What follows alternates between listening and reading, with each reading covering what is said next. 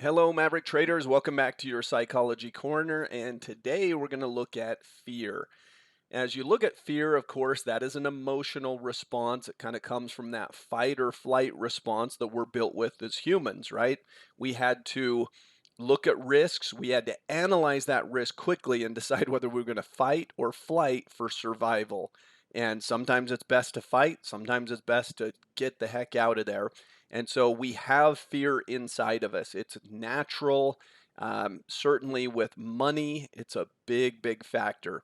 Make sure that as you're learning about these things that you use them in your trading plan. So key concept here, the importance of having the right psychological approach to trading can't be overstated. For many of us on the competitive side of things, that means having to go against our natures a little bit, right? We want to fight everything. We want to win with everything. We want every trade to be profitable. There are times when cutting losses are the right approach.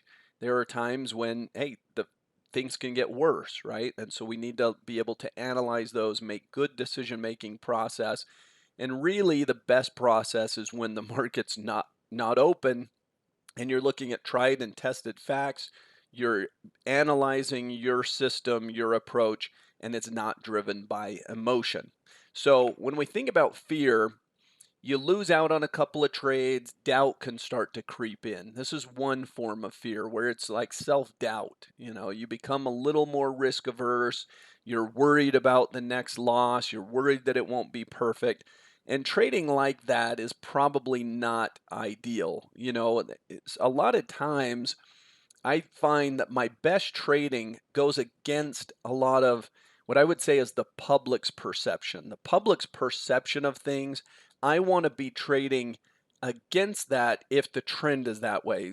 For example, I mean, there's just so many examples of it, but look at this stock market bull market run for years and years and years, and it's been hated by the general public every step of the way. So that type of approach, if the public loves stocks too much, and the market starts to go down, well, then that would be a great short setup. So I kind of like going against public perception rather than waiting for everyone to kind of agree and all of us to be holding hands and all in the same frame of mind.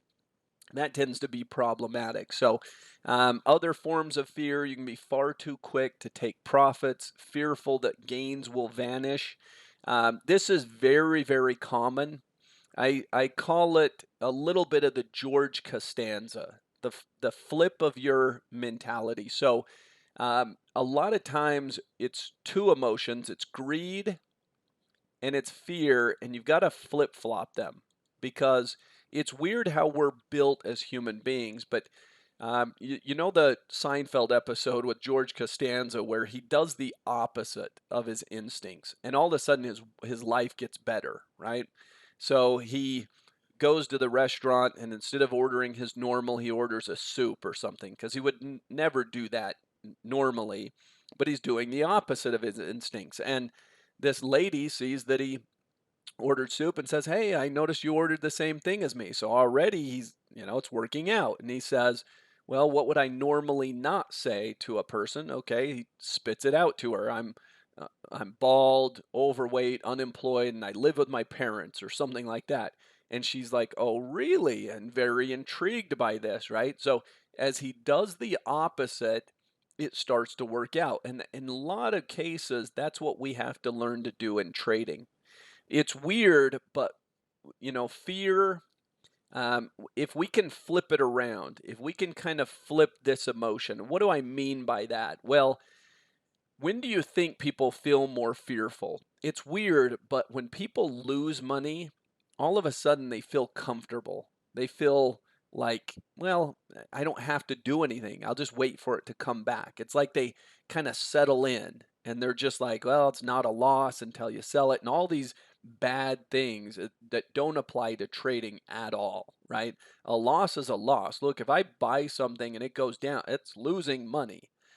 Try taking huge losses and then going and try to get a loan off of those huge losses.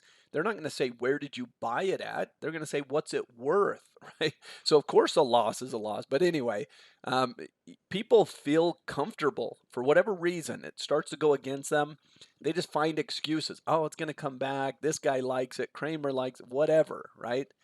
And on the flip side, they feel incredibly uncomfortable when something is going in their favor because now they feel like they're on edge. Oh, I've got to make a decision. If I don't make a decision, it might go bad. If I don't take profits, it'll probably go back to break even and even turn into a. They start worrying about all these things. So it's a weird dynamic, but emotionally, you'll feel more comfortable when you're losing and you'll feel on edge like you need to be doing something if you have a profit. You have to flip that around. You have to learn to settle in on the things that are working in your favor. And you got to learn to feel uncomfortable and be a little bit more on edge on those things that are not going well. And if there's one lesson in trading, there was an interesting study that was done years ago that basically looked at all these different traders at a brokerage firm and they said, well, let's figure out who makes money and who doesn't and why. And they really couldn't. I mean, some were trading this strategy, that strategy, some were doing this and that. They all had different techniques. But guess what? There was a pool of profitable investors, there was a pool of unprofitable. And guess what the only differentiating factor was? It was hold time. This profitable group that was making money, guess what they did? They held their winners longer periods of time. They cut their losers shorter periods of time. So let's say your average hold time was 1 month. Okay. They held their winner for a month. They cut losses at 2 weeks. That's it. That was the only thing. Guess what this unprofitable group did? They did the opposite. They hunkered down and they felt comfortable with losers. So they'd hold their loser for a month. They'd cut their winners after 2 weeks or worse, 1 week or whatever, right? So it literally was the only defining characteristic between these two groups was this group just held on to losers. Their average hold time. So I tell traders, look, go look at your average hold time. If your average hold time is not longer for profitable positions, you got a problem. So if you're taking profits, your system and you put on this trade and it starts to work and you quickly take a profit 5 days later and then it doesn't work and you find yourself in it 2 weeks and 3 weeks later, I'm pretty confident that you're going to fall in this category. You're going to fall in this group. It goes against the fears that you have, but you have to learn to settle in to profitable positions and learn to become a little more on edge and cutting losses quickly. There can be irrational fears in the market, fears like the stock market going to zero, fears of the world coming to an end tomorrow or whatever. Now, maybe some say, well, that's not irrational. It's going to happen. I don't know, but I suppose there's no benefit. You can only bet on the world coming to an end and everyone dying. And even if you're right, nobody's there to reward you. So we have to assume the stock market is not going to zero. Take some of these irrational fears and say, okay, that's not reality. Every company's not going to bankrupt, but there can be ups and downs. Of course, there can be big moves. Fear that you aren't good enough, so you don't stick to your plan. That's a real fear. Don't lose your conviction. Fear that gains will vanish quickly. The market is out to get you type of thing. So, it's kind of that mentality that the market's always out to get me, so I better take my profits quickly or else it'll turn into a loser. And look, it's not to say that every good trade is going to become a great one, but the only way you're going to be able to see is if you're still in it, right? That's the only way you're going to benefit. Learn to do the George Costanza and flip that fear emotion around. Become more fearful with a bad trade, become less fearful with a good trade, which oddly enough is not how humans are built. Hope you've enjoyed this class on fear. We'll see you next time.